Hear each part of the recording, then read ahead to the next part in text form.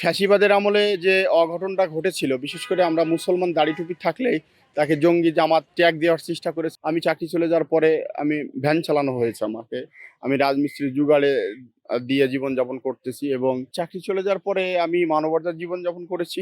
আমার বাসায় নবজাত সন্তান ছিল, তখন দুধ কেনারও খুব কষ্ট ছিল আমার। বিএনপি সরকার ক্ষমতায় আসার পরেই আল্লাহ সুবহানাহু ওয়া তাআলা হয়তোবা আমার এই দীর্ঘদিনের প্রতীক্ষার এই ঐতিহ্যবাহী একটা রায় আমি পেয়েছি। আমি এর জন্য মাননীয় প্রধানমন্ত্রীর নিকট আমি কৃতজ্ঞ প্রকাশ করি। আমার সাথে যিনি রয়েছেন তাকে আপনারা সবাই চিনেন, তারপরে একটু পরিচয় করিয়ে দিতে চাই। আপনাদের নিশ্চয়ই মনে আছে 2022 সালে আলোচিত টিপকাণ্ডে চাকরি হারানো সেই পুলিশ সদস্য নাজমুল তারেকের কথা। তিনি আমাদের সঙ্গে রয়েছেন এবং খুশির খবর হলো তিনি চাকরি ফিরে পাচ্ছেন এবং বিএনপি সরকারের সময় চাকরি ফিরে পাওয়ার পর তার যে অনুভূতি এবং তার এই লড়াইয়ের গল্প শুনবো তার কাছে। আসসালামু আলাইকুম রহমতুল্লাহি ওয়া বারাকাতুহু। আমি মোহাম্মদ নাজমুল তারেক। আসলে আলোচিত একটা ঘটনা ঘটেছিল 2022 সালের। 22 সালের একটা ঘটনা হলো, পরবর্তীতে যে ঘটনাকে নামকরণ করা হয় যে টিপকাণ্ড। আমি আসার পথে শনিবার নিয়োগ পরীক্ষা থাকার কারণেই আমি একটু উল্টো আসতেছিলাম আমার বৈধ বাইক নিয়ে। তখন আসার পথে এক ভদ্র মহিলা হাঁটতে হাঁটতে এসে মোবাইলে কথা বলতে বলতে আসছিল। এসে আমার বাইকে লুকিং গ্লাসের সাথে যখন ধাক্কা লাগছিল, এই ধাক্কা লাগা কেন্দ্র করেই সূত্রপাত। তারপরে উনি আমাকে বিভিন্ন গালিগালাজ করে পোশাক ধরে টেনে ফেলে দিয়েছিল।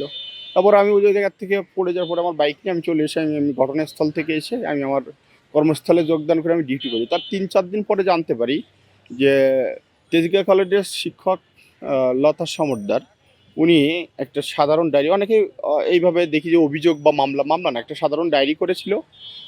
সে ডায়েরিতে উল্লেখ করেছিল যে এক মুসলিম পুলিশ আমাকে কটূক্তি করেছে, টিপ পরা নিয়ে, তারপরে আমার বাইক নিয়ে হত্যার চেষ্টা করেছে। এইভাবে বিভিন্ন এলিগেশন নিয়ে আমার বিরুদ্ধে তৎকালীন একটা সাধারণ ডায়েরি হয় এবং সেই সাধারণ ডায়েরির প্রেক্ষিতেই ফ্যাসিবাদের অফিসাররা, ফ্যাসিবাদ সরকাররা আমাকে তাদের কোনো বিশেষ সুবিধা রক্ষার জন্য আমাকে চাকরিচ্যুত করা হয়।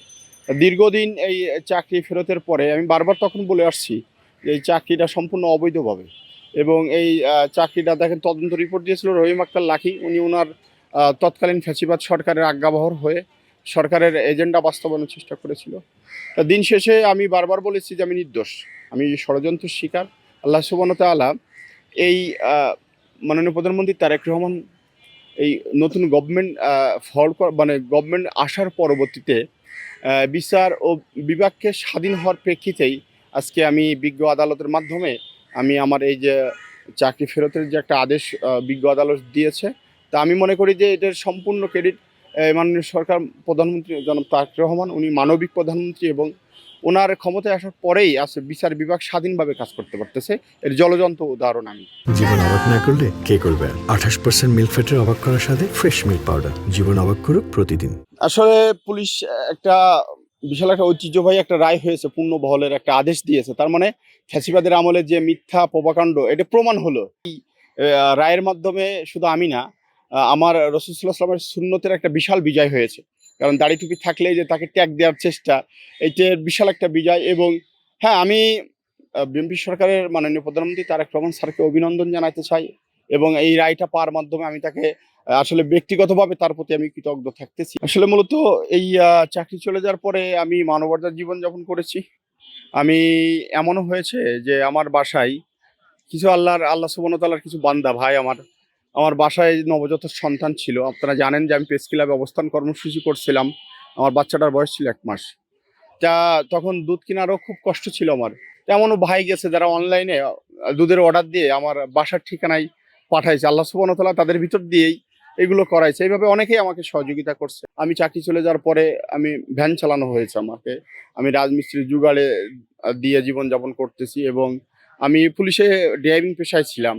এখন বর্তমানে যে আমি একটা পাবলিকের মানে একটা কোম্পানির গাড়ি চালার ড্রাইভার হিসেবে আমি আছি। আসলে খুব কষ্ট করতেছি এবং আমি আমার ফ্যামিলি যত স্বর্ণ অলংকার ছিল সবগুলো বিক্রি করেই আমি মূলত এই মামলার লড়তেছি। এর ঘটনার সময় সব মিডিয়াতে দেখছি ছিল যে পুলিশ সদস্য, তাতে আমার বহির্বিশ্ব বাংলাদেশ পুলিশের ব্যাপকভাবে ভাবমূর্তি নষ্ট হয়েছিল। কারণ সংসদে বিষয়টা বলাতে, তাতে আমি মনে করি যে আমার এই রায়ের মাধ্যমে বাংলাদেশ পুলিশ বাহিনীর মান সম্মান ফিরে পেয়েছে এবং এই রায়ের মাধ্যমে সরকারের প্রতি জনগণের একটা আস্থার জায়গা তৈরি হয়েছে। অবশ্যই বাংলাদেশ পুলিশ তো একটা রক্তের সাথে মিশে আছে, তবে মানবিক পুলিশ হওয়ার চেষ্টা করতে চাই এবং শতভাগ দুর্নীতিমুক্ত পুলিশ হওয়ার চেষ্টা করতে চাই এবং একটা পুলিশের কাছে যেন জনগণ এসে নিরাপদ ফিল করে।